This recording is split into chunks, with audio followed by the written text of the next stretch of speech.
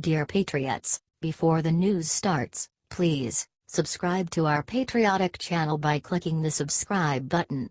Give us a thumbs up to this video. Don't forget to leave your opinion below in the comments section. Share the news on Facebook and Twitter so you friends see it. Thank you. After Michelle attacked Republican white men, the RNC chairwoman dropped hammer on her.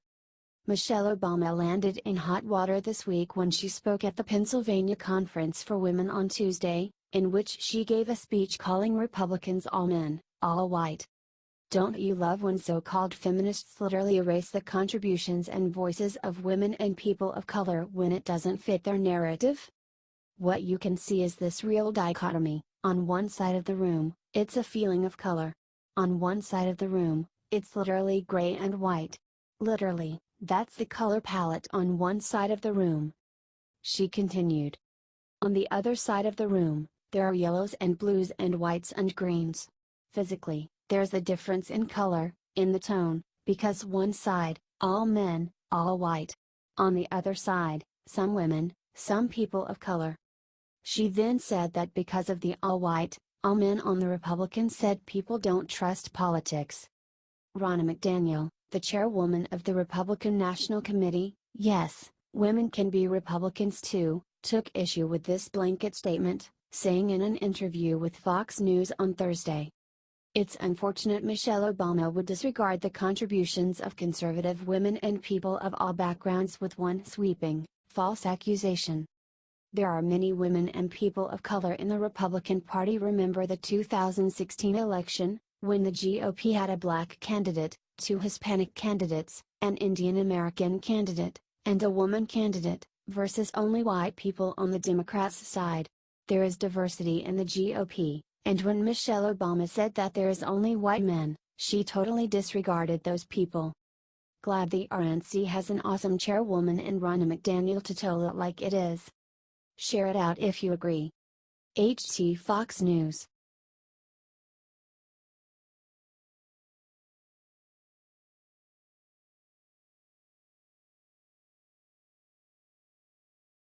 Mike Pence just made a promise to America that no president has ever done before.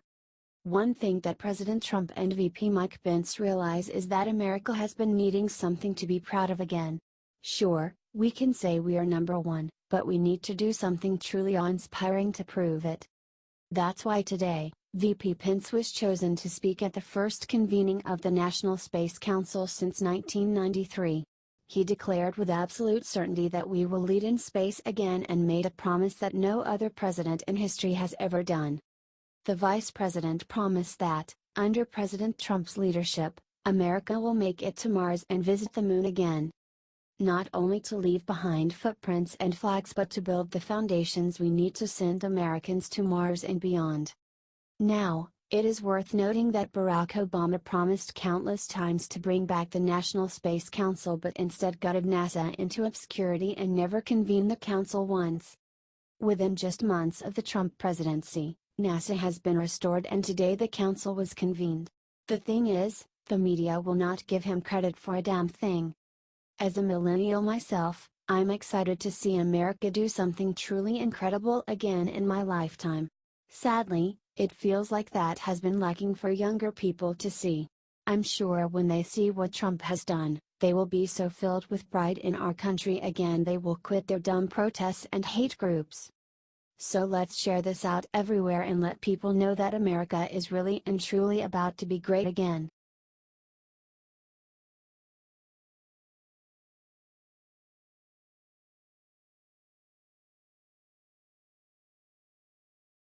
CNN's Symone Sanders attacks New York Times for normalizing Nazis. The New York Times has been known for its extreme liberal bias. But according to some liberals, it is not extreme enough. Actress Deborah Messing recently attacked the New York Times for writing a positive article about conservative firebrand Ben Shapiro. Now they are being attacked for normalizing Nazis.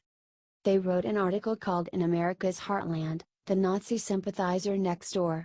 As everyone knows, actual Nazis are terrible. But one New York Times writer profiled attempted to profile and understand them. But according to liberal critics, It's articles like this that allowed Donald Trump to be elected. Even though that makes no sense.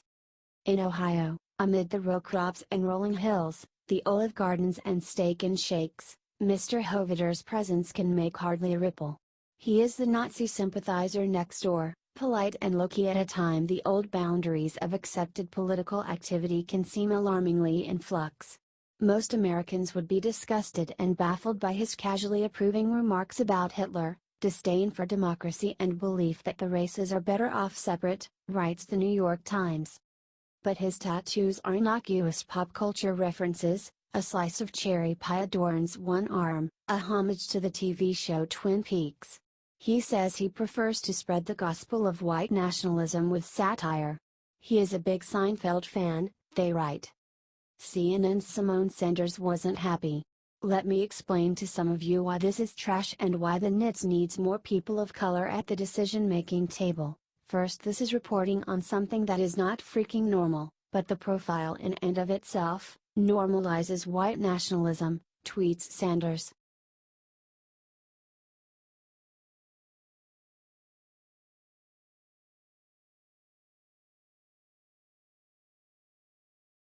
Breaking famous singer says he would murder Trump if given the chance in the interest of humanity. Ever since President Trump has been elected, we have seen liberal celebrities and media acting out in very violent ways.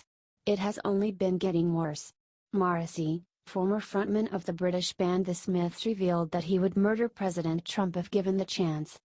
If there was a button here and if you pressed on it, Trump would die dead. Would you push it or not? Asked an interviewer for the German magazine Der Spiegel. I would, for the safety of humanity. It has nothing to do with my personal opinion of his face or his family, but in the interest of humanity I would push, responded Morrissey. Trump has received so much attention, especially when compared to other candidates, Bernie Sanders, for example. Although the media said he would not win, every day, all the headlines, Trump, Trump, Trump, Trump. He continued. The American media helped Trump, yes, they first created it. Whether they criticize him or laugh at him, he does not care, he just wants to see his picture and his name. The American media have shot themselves in the leg, he continued. He grabs after everything like a little child. He is not a leader. He is vermin. I never expected him to be elected. Maybe, I have no faith in the political elite anymore, he said.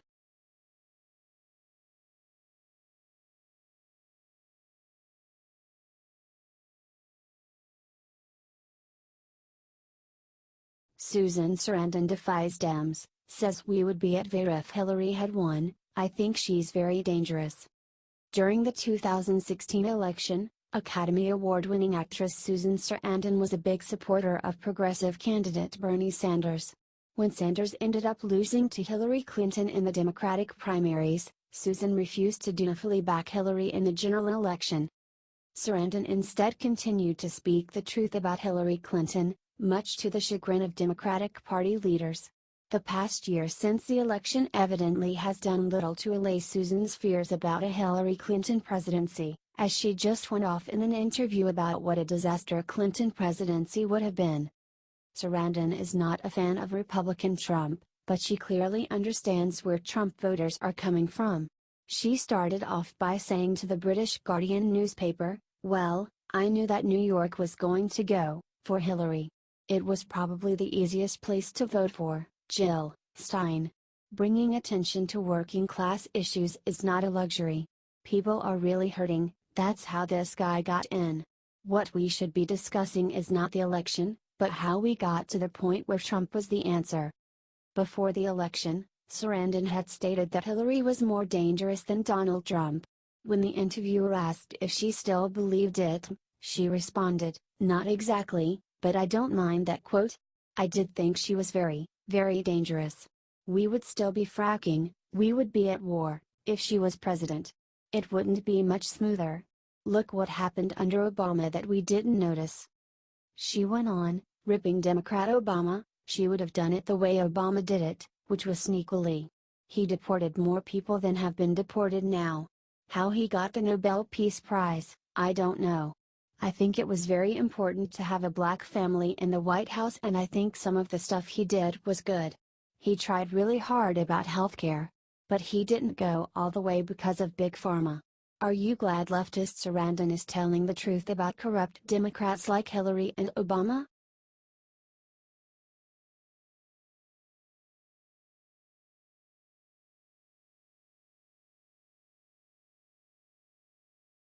MSNBC just said that Republicans are a domestic terror group and should be locked up.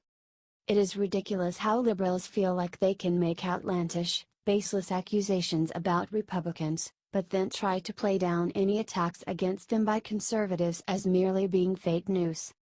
One of the most over-the-top smears yet to come out of a left-wing pundit happened recently on an MSNBC show, where a liberal went so far as to call the Republican Party a terrorist group.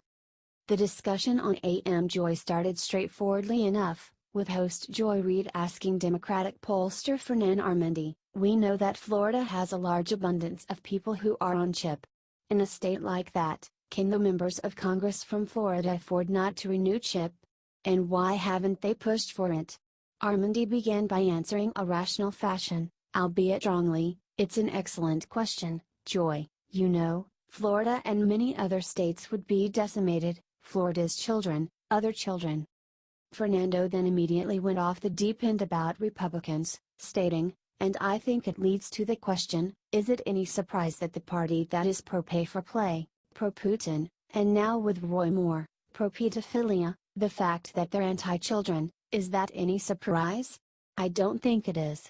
And I think, Joy, this is emblematic, this CHIP scenario where you mentioned 9 million children, without health insurance. Things just got worse from there." The leftist went on, "I think if you take a step back, one has to ask themselves, and I think the American people should ask themselves the broader question, what has the Republican in the last 10 years done to help the American people? What have they done? This is not a political party, this is a domestic terror group. And I think what the American people should consider when they ask themselves that question, with a party that has done nothing to help the American people, is to vote them out and consider possibly afterwards locking them up." Joy, do you think liberals have lost their minds?